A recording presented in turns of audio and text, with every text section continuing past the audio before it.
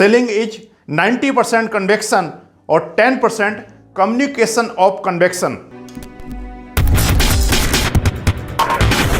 Sales का मतलब ही है ट्रांसफर ऑफ एक्साइटमेंट।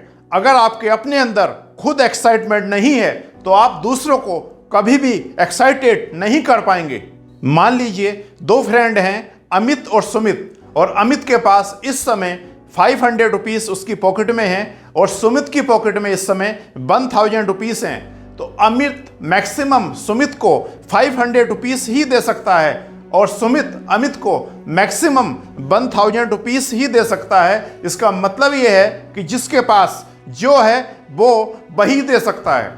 सेल्स के इस प्रोफेशन की बुनियाद है कि सेल्स पर्सन का अपने प्रोडक्ट के ऊपर कितना विश्वास है। यदि आप सेल्स में हैं तो आपको अपनी कंपनी पर और अपने प्रोडक्ट के ऊपर 100% विश्वास होना चाहिए। अगर आपका विश्वास 99% है तो बात नहीं बनेगी, आप सेल नहीं कर पाएंगे। सेल्स 90% आपके अंदर से होती है और 10% आपके कम्युनिकेशन से होती है, यानी 90% आपके कन्वेक्शन से होती है और 10% आपके कम्युनिकेशन से होती है। यही असली मुद्दा है। जो भी लोग सेल्स के प्रोफेशन में आकर स्ट्रगल करते रहते हैं और सफल नहीं हो पाते, उन सब की मेन प्रॉब्लम होती है लैक ऑफ कन्वेक्शन।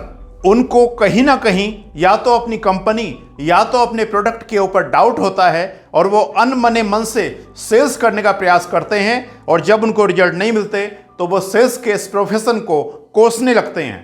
पहले समय में आपको टेलीफोन बूथ के अंदर यदि फ़ोन करना है तो आपको 1 रुपये का सिक्का उसमें पहले डालना होता था।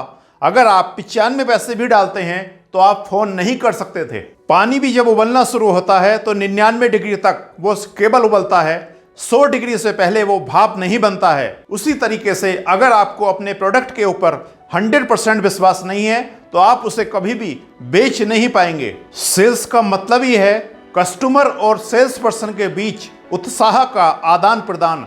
यदि सेल्स पर्सन के अंदर उत्साह है तो वो कस्टमर को भी उत्साहित कर देगा और कस्टमर उस प्रोडक्ट को परचेज कर लेगा।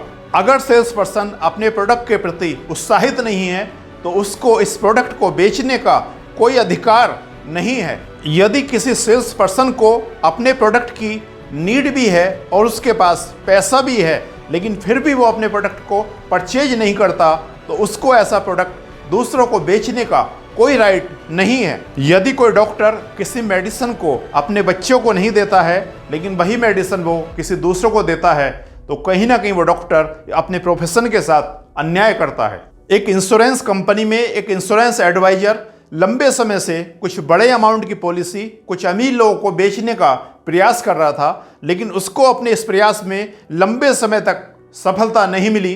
उस एडवाइजर ने अपनी इस प्रॉब्लम को अपने डेवलपमेंट अफसर से डिस्कस किया तो उसके डेवलपमेंट अफसर ने बताया कि जब तक तुम खुद एक बड़ी पॉलिसी अपने लिए नहीं ले लेते तब तक तुम बड़ी पॉलिसी दूसरों को बेचने में सफल नहीं हो पाओगे। उस डेवलपमेंट अफसर ने उस एडवाइजर से पूछा कि इस पर ना करें, अगर तुम्हारे साथ कुछ अनहोनी हो जाए तो तुम्हारे बच्चों की पढ़ाई के लिए, उनकी मैरिज के लिए, तुम्हारी पत्नी के लिए लगभग कितना अमाउंट होना चाहिए।